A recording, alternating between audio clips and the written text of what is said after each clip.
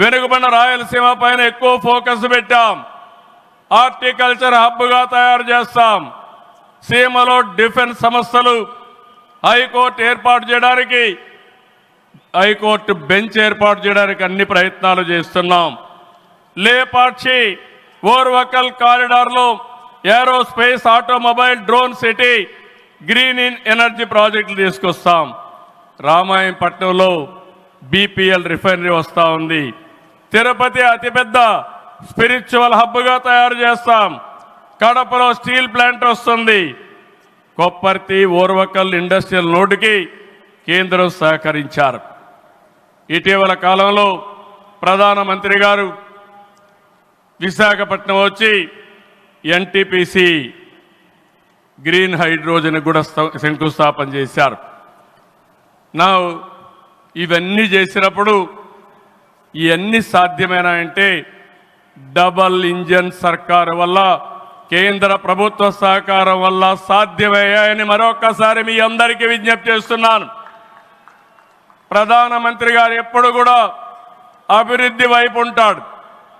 దేశాన్ని ముందుకు నడిపించాలి.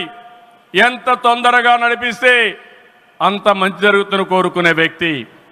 వారి ఆశీస్సులతో ముందుకు పోతాం. తొందరలోనే మళ్ళీ ఒకసారి రమ్మని వారిని కోరుకుంటున్నా. వస్తాను కూడా హామీ ఇచ్చారు. జూన్ 21వ తారీఖున విశాఖపట్నంలో 10th yoga day, 10 years yoga day జరుపుకుంటున్నాం. అది గ్రాండ్గా చేసి ప్రపంచానికే యోగా మనం ఇచ్చే పరిస్థితి వస్తుంది. అది ప్రధానమంత్రి నరేంద్ర మోడీ గారు ప్రపంచానికి ఇచ్చే కానుకని చెప్పి కూడా నేను మీకు తెలియజేస్తున్నా. ఈ యోగా వల్ల చాలామంది ఆరోగ్యం బాగవుతుంది, కాన్సంట్రేషన్ పెరుగుతుంది. అది నమ్మిన వ్యక్తి నరేంద్ర మోడీ గారు. నమ్మడమే కాదు, దీన్ని ప్రమోట్ చేస్తున్నారు. మళ్ళీ తొందరలో వారు వస్తున్నారు. వారు రాక మనందరికీ ఒక స్ఫూర్తి, ఒక టానిక్ అని చెప్పి మరొకసారి తెలియజేసుకుంటూ ఈ కార్యక్రమానికి వచ్చినటువంటి మీ అందరికీ పేరు పేరున మనస్ఫూర్తిగా ధన్యవాదాలు, నమస్కారాలు.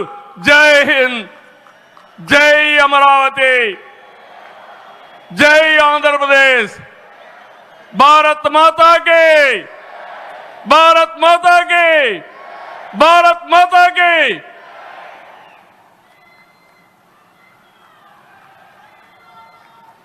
Thank you very much sir. Honourable chief minister Shri Nara Chandrababu Naidu గారికి కృతజ్ఞతలు తెలియజేసుకుంటూ అమరావతి పునఃప్రారంభ మహోత్సవ కార్యక్రమం ఇప్పుడు. Ladies and gentlemen, the most awaited moment has finally arrived.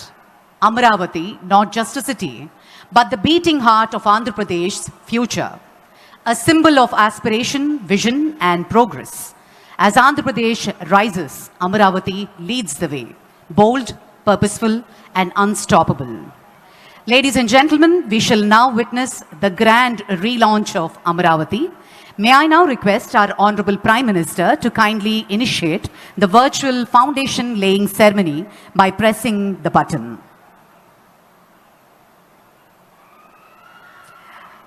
Amaravati పునఃప్రారంభ మహోత్సవ కార్యక్రమం జరుగుతున్న తరుణం ప్రధాని గారి చేతుల మీదుగా అమరావతి మౌలిక సదుపాయాల పనులకు శంకుస్థాపన. గౌరవనీయులైన ప్రధానమంత్రి గారు అమరావతి అభివృద్ధి కోసం 74 కీలక మౌలిక సదుపాయాల ప్రాజెక్టులకు శంకుస్థాపన చేస్తారు. ఆంధ్రప్రదేశ్ శాసనసభ నిర్మాణానికి శంకుస్థాపన. 250 మీటర్ల ఎత్తులో 11.22 లక్షల చదరపు అడుగుల విస్తీర్ణంలో ఆంధ్రప్రదేశ్ శాసనసభ నిర్మించబడుతుంది. ఆంధ్రప్రదేశ్ హైకోర్టు నిర్మాణానికి శంకుస్థాపన. 55 మీటర్ల పొడవు, 20.32 లక్షల చదరపు అడుగుల విస్తీర్ణంలో హైకోర్టు నిర్మించబడుతుంది. సచివాలయం మరియు హెచ్ఓడి టవర్ల నిర్మాణానికి శంకుస్థాపన. 50 అంతస్తుల సచివాలయం మరియు 42 అంతస్తుల హెచ్ఓడి టవర్లతో పరిపాలనకు కేంద్రంగా నిర్మించబడుతుంది. అమరావతి ట్రంక్ మౌలిక సదుపాయాలకు శంకుస్థాపన. 37 ట్రంక్ ఇన్ఫ్రాస్ట్రక్చర్ ప్రాజెక్టులు, సైకిల్ ట్రాక్లు మరియు భూగర్భ యుటిలిటీలతో 320 కిలోమీటర్ల ప్రపంచ స్థాయి రోడ్ల నిర్మాణం జరుగుతుంది. అమరావతి వరద నివారణ పనులకు శంకుస్థాపన.